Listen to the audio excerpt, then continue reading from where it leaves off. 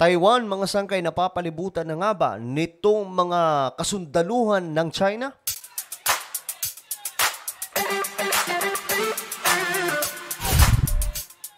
So, magandang oras po sa lahat ng ating mga kababayan, sa lahat po ng mga solid sangkay na nanonood ngayon. Pag-usapan po natin mga sangkay itong usapin patungkol po sa Taiwan at China kasi mayroon daw pong mga na-detect itong puwersa o gobyerno po mismo ng Taiwan na mga puwersang militar nitong China na nakapaligid na daw po sa kanilang bayan. At ito pag-usapan po natin, but before we start guys, paki-subscribe po muna yung ating YouTube channel. Ayan po sa baba ng video na ito makikita nyo po yung subscribe button, pindutin nyo lamang po yan. Tapos i-click nyo yung bell at i-click nyo po yung all. Dahil dito mga sangkay, 1.21 million subscribers na po tayo. Talagang parami po tayo ng parami. Paangat po tayo ng paangat. Kaya kung hindi ka pa po nakakapag-subscribe, alam mo na ang iyong gagawin. Sa mga nanonood po sa Facebook, syempre, hindi naman magpapatalo yung mga nasa Facebook, no? I-follow nyo rin po yung ating Facebook page. Ngayon, may balita po kasi mga sangkay. Eto po.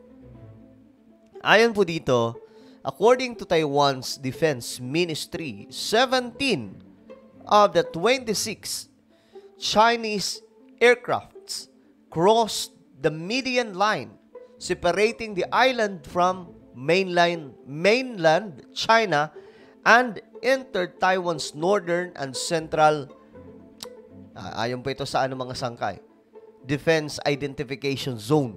Ngayon, tingnan po natin ang balitang ito dahil nga po very alarming daw po ito sa kanila kasi parang hindi po nila namamalayan na sinasakop na po sila ng dahan-dahan at pinapaligiran na po sila. Parang hindi po nila namamalayan na ini-invade na po ang kanilang bayan nitong China. Taiwan's Defense Ministry said Friday it detected 26 Chinese aircraft in Grabe, ang dami po niya, no? 26 na Chinese aircraft. At ano pa? 5 naval vessels around the self-ruled island in the past. Ayan, no? 26 na Chinese aircraft, meron din daw pong 5 mga barkong pandigma na nakapaligid na po sa island ng Taiwan. 24 hours. Defense Ministry said 17 of the aircraft crossed the median line and entered Taiwan's northern and central air defense identification zone. This comes weeks before the May 20 inauguration of new Taiwan President Lai Ching-te, whom China regards as a dangerous separatist. Okay, so eto mga sangkay. May taktika kasi ngayong ginagamit itong China na bagamat hayagan po nilang sinasabi, mga sangkay, na talagang pepersahin na po nila itong Taiwan.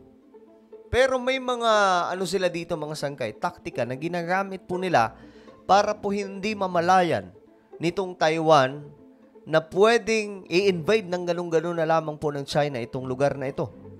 Kung kaya't itong Taiwan, mga sangkay, patuloy po na naghahanda sa anumang posibilidad na pwedeng mangyari na in case bigla po silang lusubin nitong China, kahit papaano mga sangkay, may palag po sila.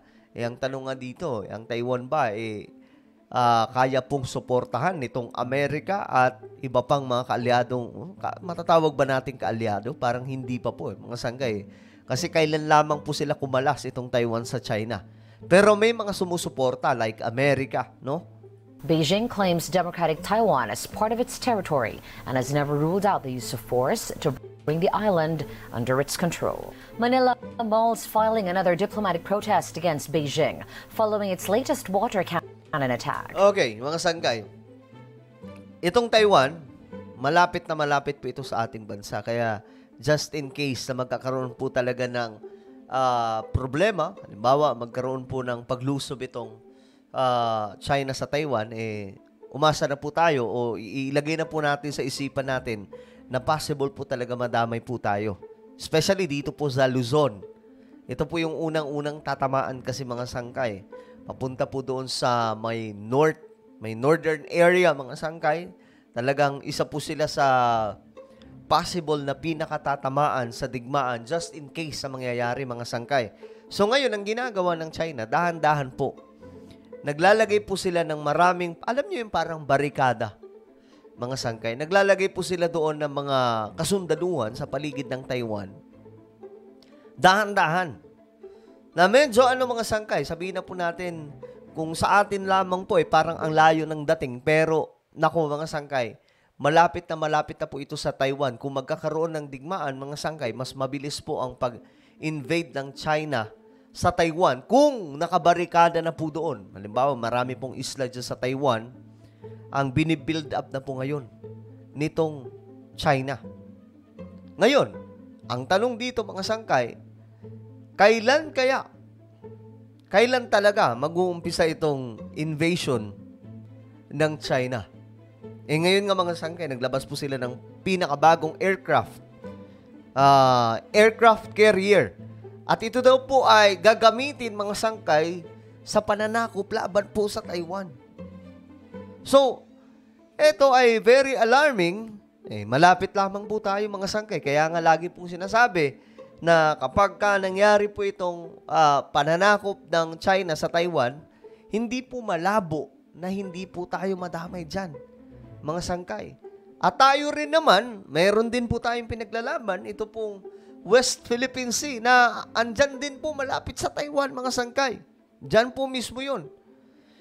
Kaya hindi po nakakagulat kung in case na madadamay po tayo sa digmaan, just in case talagang prepare sign. Kasi sinabi na po talaga ng China ayon po sa mga tagapagsalita ng China na kung hindi daw po madadaan sa diplomatic idadaan na natin to sa puwersa. Yun po yung lumabas mga sangkay, ilang buwan ang nakakalipas na yan po yung plano ng China. Ngayon, naghahanda na po sila. Panay po paramdam, nagkakaroon po sila ng military drill doon, malapit po sa Taiwan, gamit po yung isang warship na sinasabing pwedeng gamitin mga sangkay sa pandigma laban po sa Taiwan. So, ang tanong dito, kakayanin ba ng Taiwan kung in case talagang susugurin na po sila ng China? Sila lamang po ang makakaano niyan mga sangkay. Kaya nga po patuloy po sila ngayon na naghahakot ng maraming mga military reservist, no? Para just in case. Tayo rin naman, nag-ano din po tayo, pagkakaalam po natin mga sangkay, nagkaroon din po ngayon ng recruitment ng military doon po banda sa lugar na malapit po sa Taiwan, no? Na para kahit papaano maproteksyonan daw po natin yung kapuluan. Nagpadala din daw po doon na maraming mga kasundaluhan para po proteksyon. May mga nagre-react nga po dito yung yun tawag dito, makatutol block. Yung makatutol na grupo, alam nyo na yun, yung makabayan block daw po mga sangkay na sila, parang nagsalita sila na bakit daw nagpapadala doon na maraming mga sundalo malapit sa Taiwan. Di matadamay tayo sa digmaan. Magpadala man o hindi ng mga sundalo doon, mga sangkay, damay po talaga tayo. Kaya mas mabuti na lagyan po talaga doon ng mga sundalo dahil kahit papano may protection yung ating bansa, no?